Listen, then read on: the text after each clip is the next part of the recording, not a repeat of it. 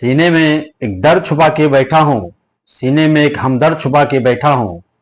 लोग कहते हैं कि मोहब्बत हो गया मुझे, लेकिन मैं लोगों को क्या बताऊं, मैं अपने दिल में एक वक्त छुपा के बैठा हूं। नमस्कार, हम विमलेश कुमार और आप देख रहे हैं मेरा YouTube channel Vimlesh Kumar official. बात उस गरीब व्यक्ति की, उस दलित की, उस अति पिछड़े समाज की और उस पिछड़े समाज की जो 2 वक्त के रोटी के लिए परदेश कमाने चला जाता है। अभी बिहार चुनाव का समय नजदीक है। बिहार के सरकार बनाने का जिम्मा बिहार के आवाम पर होता है और उसी आवाम को वोट गिराने के अधिकार से चुनाव आयोग के द्वारा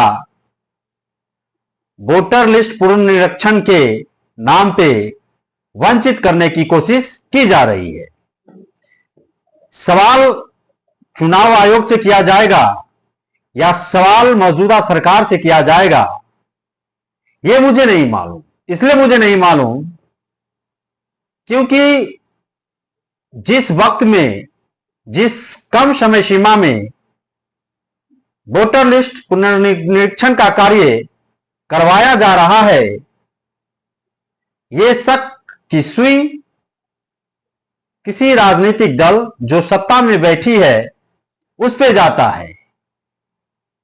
इसलिए उस पे जाता है क्योंकि भाजपा के कार्यकर्ता पूरा जोश खरोश से बीएलओ के साथ बैठकर, बीएलओ के टेबल पे बैठकर इस कार्य को कर रहा है। इस कार्यों को करने के पीछे एक सीधी सी मंशा है, राजनीति वो है कि भाजपा को जो लोग वोट देते हैं वो खासकर बुद्धिजीवी वर्ग के लोग रहते हैं। हम कह सकते हैं कि जिसको फॉरवर्ड कहा जाता है, अंग्रेजी शब्द कह दे या जो भी शब्द कह दे, हम तो वैसे बुद्धिजीवी वर्ग कहते हैं।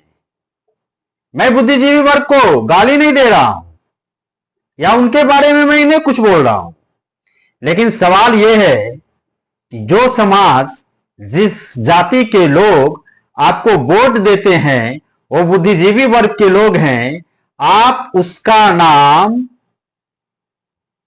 आसानी से वोटर लिस्ट में रहने दीजिएगा। मैं जानता हूं क्योंकि अभी तक का जो सर्वे हुआ है, जो पत्रकार अजीत अंजुम हैं, जो ग्राउंड पे जाके रिपोर्टिंग करता है, उसके कथनानुसार या हम लोग के यहां भी जो आया सिर्फ साइन करवाकर बीएलओ साहब या साहिबा के द्वारा ले गया, बिना कुछ भरे, बिना पावती दिए या बिना रिसीविंग दिए।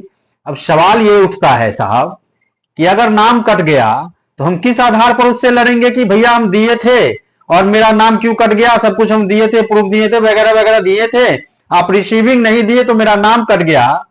इसकी जिम्मेवारी कौन लेगा? कोई नहीं लेगा।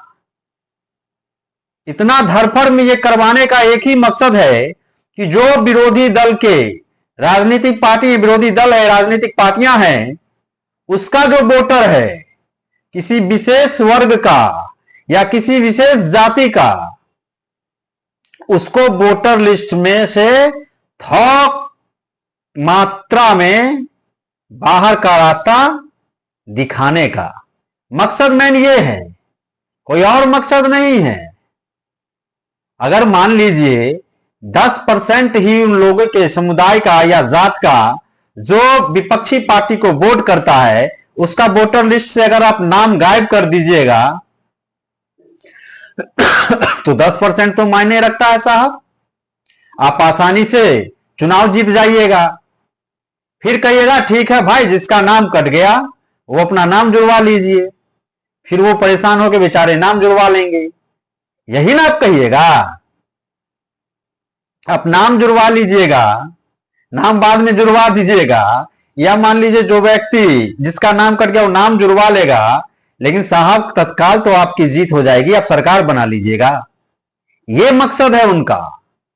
और विपक्षी पार्टियां के जो लोग हैं, राजद, कांग्रेस, वामदल या मुकेश सहनी, भले मुकेश सहनी का जनाधार नहीं है फिर भी राजनीतिक दल है, बताइए उसके कितने कार्यकर्ता बीएलओ के साथ जाकर या अपने वोटर को कन्विंस कर कर सबका नाम वो वेरिफिकेशन करवा रहा है? कोई नहीं करवा रहा है, बस सब सवाल उठा रहा है, बस सब सवाल उठा रहा है कि गलत हो रहा है, गलत हो रहा है, गलत हो रहा है। अरे भाई समझ रहे गलत हो रहा है, इसका मतलब ये थोड़ी ना है कि आप अपने वोटर का मदद नहीं कीजिएगा, मदद कीजिए। अगर चुनाव जीतना है तो मदद कीजिए। राजनीति में भैया तो अब वो क्या कहते हैं, वो परलोभी लोग आ गए हैं, सबको इच्छा कि मैं विधायक बन जाऊं, मैं विधायक बन जाऊं। जो बोलने वाले लोग होते हैं उसे दरकिनार कर दिया जाता है, जो लिखने वाले लोग होते हैं उसके हाथ से कलम छीन लिया जाता है।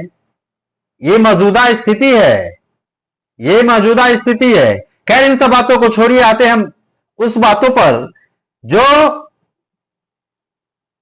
लोग वोटर लिस्ट में धांधली कर रहे थे, उसका आवाज उठाने के लिए एक पत्रकार अजीत अंजुम बिहार आता है और उस अजीत अंजुम के द्वारा जब सच्चाई दिखाया जाता है तो उस अजीत अंजुम पर एफआईआर दर्ज करवा दिया जाता है। इसलिए एफआईआर दर्ज करवा दिया जाता है कि भाई अजीत अंजुम, आप दिल्ली से आकर इस बिहार के धरती पे आपका हिम्मत कैसे हुआ सच रिपोर्टिंग करने का? भाई आपका हिम्मत कैसे हो गया सच रिपोर्टिंग करने का? ये दलाल पत्रकार लोग तो मोदी मोदी मोदी महिमा मंडन करने में लगा रहता है, वो महिमा मंडन करने में लगा रहता है। अजीत अंजुम जी को भी महिमा मंडन करना चाहिए था, उनको सच नहीं दिखाना चाहिए था, उनको सच नहीं दिखाना चाहिए था। बेचारे सच दिखा दिए, तो अब बताइए उसको एफआईआर उस पर करवा दिया गया। हम बहुत सारे बीएलओ से मिले जो हमारे क्षेत्र के हैं, उन्होंने कहा कि भैया क्या करें, ऊपर से बहुत वो प्रेशर आता है। अब दो ही विकल्प है, या तो नौकरी छोड़ दें या फिर जैसे तैसे कर कर जितना सरकार चाहता है, जितना जल्दी हो, चुनाव आयोग चाहता है जितना जल्दी हो उतना जल्दी करवा के फॉर्म अपलोड कर दें। कुछ ऐसे लोग भी मिले हैं जिनके बारे में बस पता कर लिया गया कि वो जिंदा है कि मर गया, वो यहां है कि कहीं और विस्थापित हो गया। अगर वो यहीं है तो फर्जी साइन भी करके जमा करवा दिया जाता है। ये हमारी मजबूरी कहिए या हमारे सिस्टम की लाचारी कहिए या पॉलिटिकल प्रेशर कहिए, इतना ज्यादा है कि जैसे तैसे करके भैया एन केन प्रकरण करके चुनाव जीतना है, बस जैसे हो। अब बताइए जो लोग प्रदेश में रहते हैं उनका क्या होगा? जो लोग दो वक्त की रोटी कमाने प्रदेश गए हैं उनका क्या होगा? बताइए क्या वो इस देश के नागरिक नहीं है क्या? बताइए एक लेबर क्लास लोग, एक मजदूर लोग इस देश का नागरिक नहीं है क्या? हमने ऐसे ऐसे लोगों को वोटर लिस्ट पुनरीक्षण में के लिए तत्पर देखा है श्रीमान, जो लोग कभी बूथ पर वोट गिराने के लिए नहीं आते हैं। मैं वीआईपी लोगों की बात कर रहा हूं, मैं जहां रहता हूं उस जगह की बात कर रहा हूं। वोट गिराने के लिए नहीं आते हैं, लेकिन आज देखिए वोटर लिस्ट में पुनर्निरीक्षण हो रहा है तो दौड़े दौड़े भागे भागे, करोड़ों का मालिक है, अरबों का मालिक है, ऐसे ऐसे लोग धाई धाई फॉर्म जमा करवा रहा है। कोई अपने स्टाफ को भेज रहा है, कोई किसी को भेज रहा है, कोई किसी को भेज रहा है। नाम किसका कट रहा है? नाम कट रहा है उस मजदूर का जो बिहार छोड़कर प्रदेश दो वक्त की रोटी कमाने के लिए गया है, उसका नाम कट रहा है। उस दलित समाज का नाम कट रहा है जो शिक्षा के अभाव में, जो शिक्षा से वंचित है, जिनको इस बात का इल्म भी नहीं है, अंदाजा भी नहीं है कि वोटर लिस्ट में नाम होना कितना जरूरी है, उनका नाम कट रहा है श्रीमान। उस पिछड़े समाज का कट रहा है जो देश के सूत्रधार हैं, जो इस देश के कर्णधार हैं, जो इस देश को सींचने वाले लोग हैं, उनका नाम कट रहा है। उस दलित पिछड़े समाज का नाम कट रहा है। लोग कहते हैं ना कि दलित समाज और पिछड़े समाज के लोगों का इस देश में क्या योगदान है।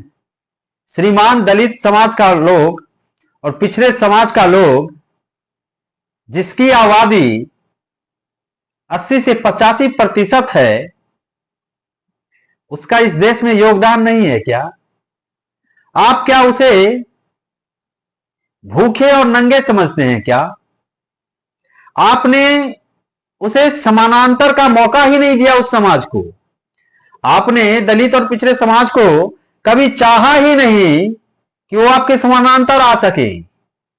जब वो समानांतर आने की कोशिश की तो आप किसी न किसी तरह से उसका पर काटने का कोशिश किया। आपने ब्राह्मणवाद कहें या मनोवाद के चक्र में फंसाकर दलित और पिछड़े समाज को एक मंत्र जंत्र पता नहीं क्या क्या में फंसाकर उसको रख दिया। उसको आपने कहा कि तुम दलित हो, तुम्हारा काम पैखाना साफ करना है, तुम छोटी जाति के लोग हो, तुम्हारा काम चमड़ा उतारना है, तुम्हारा काम भेड़ चराना है, तुम्हारा काम बकरी चराना है। आपने कर्म के आधार पर उसको जाति में बांट दिया। आज बहुत सारे ऐसे देश जगह हैं, क्षमा कीजिएगा राज्य हैं, जहां दलितों को घोड़ी चरने का अधिकार नहीं होता है। बहुत सारा ऐसा जगह है जहां दलितों को मंदिर में घुसने नहीं दिया जाता, प्रवेश वर्जित कर दिया जाता है। बहुत सारा ऐसा जगह है जब दलित के हाथों से आप छुआ बैठते हैं तो आपको स्नान करना पड़ता है। और आप राजनीति की बात करते हैं। आप इस देश में के गठन में या इस देश के कण कण में दलित और पिछड़ा समाज समाया हुआ है। कहीं जाति के आधार पर प्रताड़ित किया जाता है, कहीं वर्ण के आधार पर प्रताड़ित किया जाता है। तो महाराष्ट्र जैसे राज्य में जहां भाजपा की सरकार है, वहां बिहारी के नाम पे प्रताड़ित किया जाता है। हर एक जगह तो लोग प्रताड़ित ही हो रहे हैं। बताइए आपने इस देश को क्या से क्या बना दिया। जहां गंगा को मां माना जाता है, वहां के नदी की स्थिति आप जाकर देख लीजिए। और जिस विदेशों में नदी को बस नदी कहा जाता है, उस नदी की स्थिति देख लीजिए। आपको एहसास हो जाएगा कि हमारे देश में हमें धर्म के आधार पर हमारे साथ कितना अन्याय किया गया है। आज भी आप अन्याय कर रहे हैं। आज भी आप चाहते हैं कि दलित समाज का लोग, पिछड़ा समाज का लोग वोट गिराने के अधिकार से वंचित हो जाए। मामला बस सत्ता पाने की है। बस एक सत्ता लोभ के लिए आप इतना षड्यंत्र रच रहे हैं। दलित समाज, अति पिछड़ा समाज, शिक्षा से आज भी बहुत सारे लोग वंचित हैं। बहुत सारे लोग वंचित हैं।